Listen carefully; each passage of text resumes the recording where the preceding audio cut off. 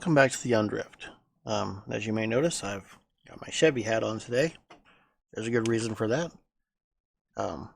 Yesterday I saw a little YouTube short and had a weird idea and went down the rabbit hole. So, this was the video I saw. This is Monte Carlo JZX, and when I saw that, first thing that came to mind was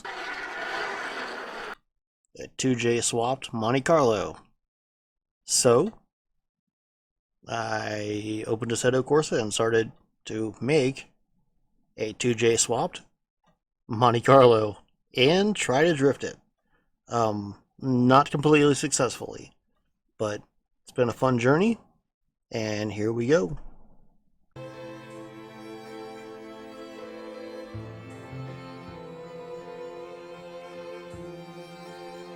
So, before I actually modified the car and did a 2J swap, I figured I'd drive it to see if there was anything I could do with it stock. The 1988 Monte Carlo had 180 horsepower. Even on a wet track, it was very hard to get this car to slide at all. As I learned later on in this, it's very hard to get this car to slide whatsoever and to do what it's supposed to do. There's a lot of easier ways to do this, but for some reason I chose this one. You never know.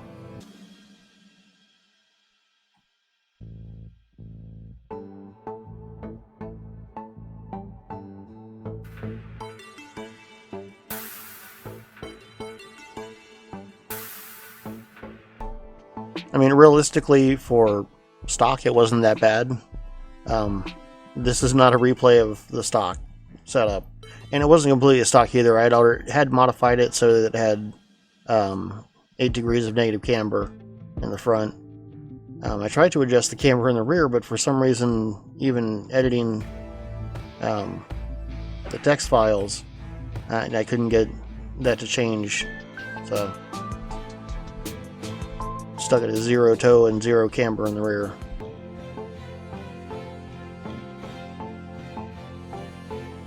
I mean, obviously it's far more responsive with the 2J swap. It went from 180 horsepower to 636, so it's a pretty big change.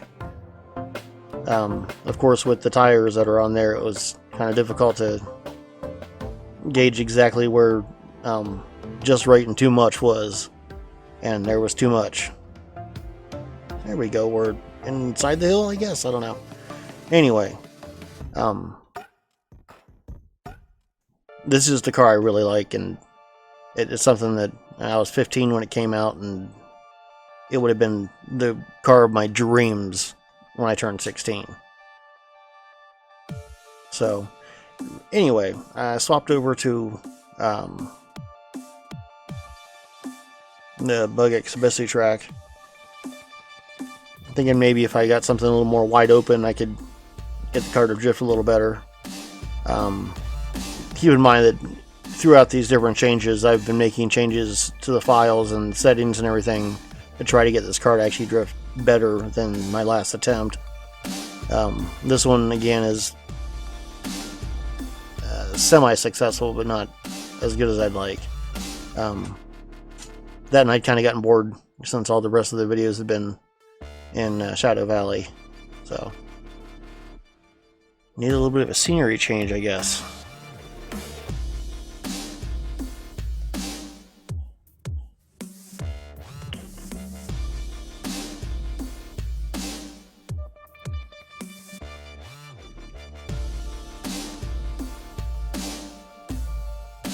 And actually, these videos I recorded last night and somehow managed to not have my sound on at all.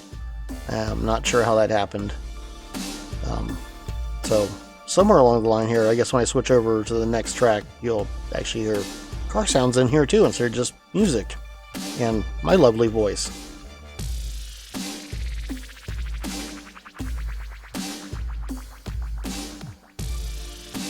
See, it would get you. You have one turn that would be pretty smooth, everything is going good. You get the next turn and it just takes off on you. Although you can't see anything for the grass, but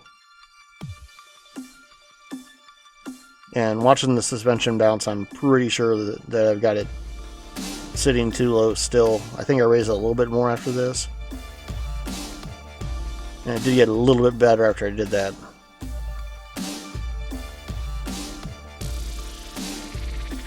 It's a nice interior shot with a drift.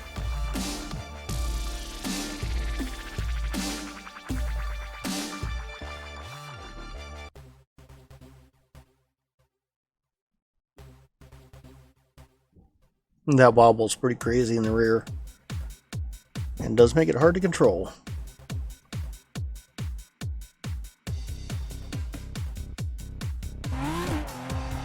And now we have sound again.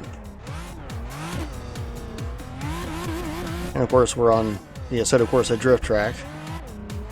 And I'm not sure exactly what changes I'd made between the last track and this, but they made a huge difference in how the car handled. I know somewhere along the lines there I started turning the turbo down because the stock tires, even with very low pressure, couldn't keep up with the amount of turbo that was put in there, and it was way too much boost. But when it works, it's a really fun car to drive, but when it goes over that limit, it's, well, as you saw there, it's backwards because it's just not going to work.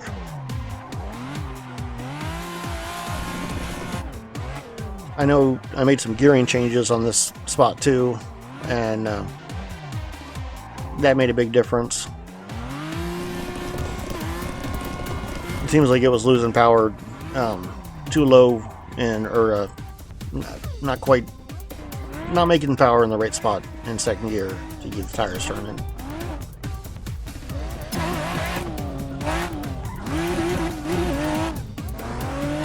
I thought it was really cool to find this old skin that looked exactly like the car did when it came out.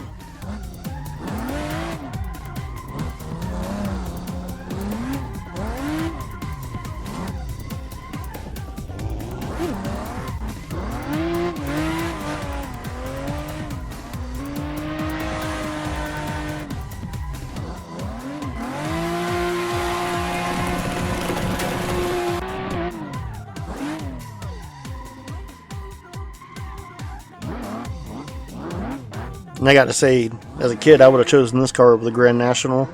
I know everybody thought that, you know, it was a great car, and it probably was, but there's something about the slight difference in body style. I'd have gone for this one.